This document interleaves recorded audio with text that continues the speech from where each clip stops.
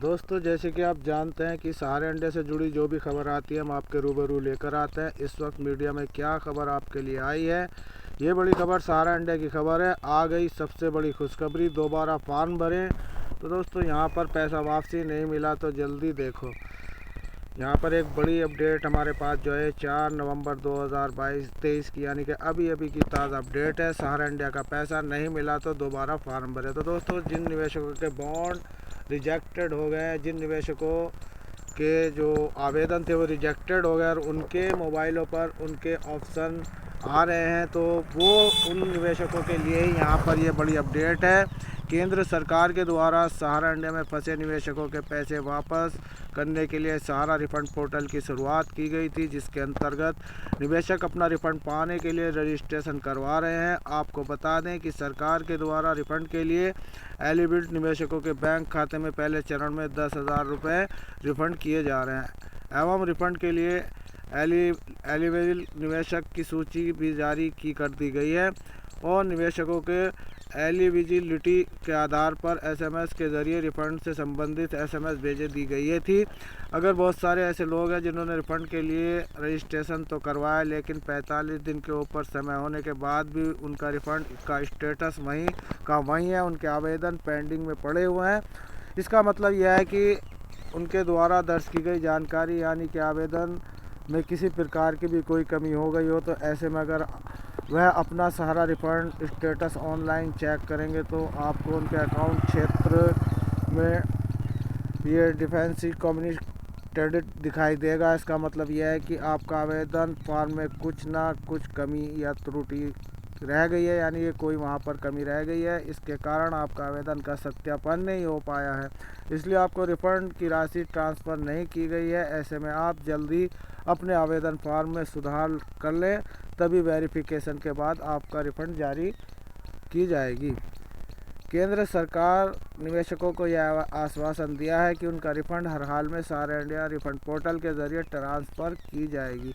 ऐसे में जो भी निवेशक रिफंड के लिए रजिस्ट्रेशन करवा चुके हैं उनके लिए अब कोई भी घबराने की ज़रूरत नहीं है। सरकार के द्वारा वेरिफिकेशन की प्रक्रिया शुरू कर दी गई है।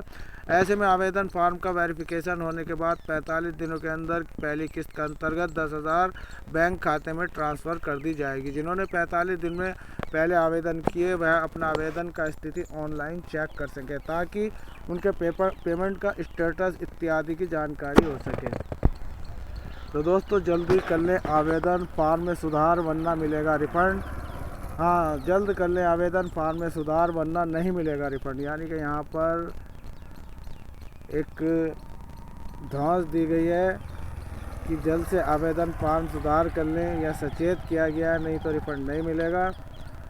सरकार के द्वारा रिफंड की प्रक्रिया शुरू कर दी गई है और एलिजिबल निवेशकों को एसएमएस के ज़रिए सूचित किया गया है। ऐसे में जिन्हें अपना एसएमएस प्राप्त नहीं हुआ, वह अगर उन्हें आवेदन किए हुए 45 दिन से ऊपर हो गए हैं तो वह भी अपने आवेदन की स्थिति ऑनलाइन चेक कर सकते हैं, ताकि अगर उनके रजिस्ट्रेशन फॉर्म में कोई कमी या दस्तावेज़ में कोई कमी हो गई हो तो वह अपनी सही दस्तावेज़ अपलोड कर दें, या फिर उनका बैंक खाते में डेबिट इनेबल नहीं है या फिर आधार बैंक खाते के साथ लिंक नहीं है, तो वे इस प्रक्रिया को जल्दी पूरा करवा लें, तभी उन्हें रिफ़ंड मिल पाएगा, वरना उन्हें रिफ़ंड स्टेटस पेंडिंग में रहेगा। सहारा इंडिया में दोस्तों ये यहाँ पर बहुत ही जटिल मामला चल रहा है, क्योंकि यहाँ पर निवेशकों को ये नहीं पता चल पा रहा है कि हमारा फॉर्म जमा हुआ है, मतलब वेरीफाई हो चुका है या पेंडिंग में पड़ा हुआ है। तो अगर आपने सहारा इंडिया में आवेदन फॉर्म में कोई त्रुटि आती है तो आप आधिकारिक वेबसाइट से इसमें सुधार कर सकते हैं।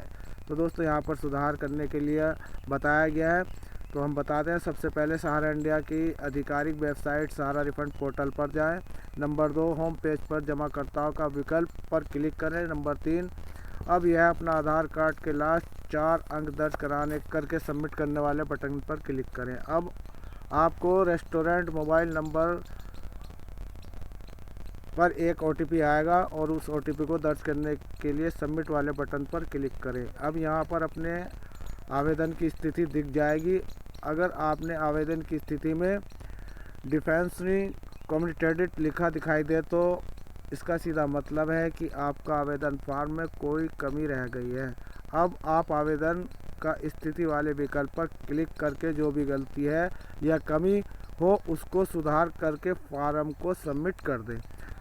तो सहारा रिफंड के लिए जिन निवेशकों ने रजिस्ट्रेशन कराया है उनके रजिस्ट्रेशन फॉर्म में किसी प्रकार की कमी त्रुटि होने के कारण उनका आवेदन फॉर्म रिजेक्ट कर दिया गया है या पेंडिंग में पड़ा हुआ है, ऐसे में उन्हें रिफंड नहीं मिल पाया है। ऐसे में निवेशक आधिकारिक वेबसाइट पर रिफंड की स्थिति, पेमेंट का स्टेटस या आवेदन का स्टेटस ऑनलाइन चेक कर सकते हैं ताकि उन्हें रिफंड का स्टेटस का पता लग सके। अगर कोई कमी रही हो तो उसे तुरंत सुधार कर लें, तभी उन्हें रिफंड मिल पाएगा। तो दोस्तों बार बार यहाँ पर आपके लिए जो न्यूज़ें आ रही हैं वो निवेशकों के लिए है जिनके जो डॉक्यूमेंट उन्होंने सबमिट किए हैं ऑनलाइन पर उनमें कोई त्रुटि है, कोई कमी है या एक्स्ट्रा कोई ज़्यादा आपने लगा दिया है वहाँ पर किसी भी तरह का कोई आपने वहाँ पर फालतू की कोई आपने ऐसा कुछ वहाँ पर लगाया हुआ है तो उसको भी वहाँ पर आपको बताया जाएगा कि आपने जो है कुछ एक्स्ट्रा ही डॉक्यूमेंट जमा कर दिए हैं। तो कुछ ये भी कारण हो सकते हैं, कुछ और भी कारण हो सकते हैं। जो भी कारण है वो आपको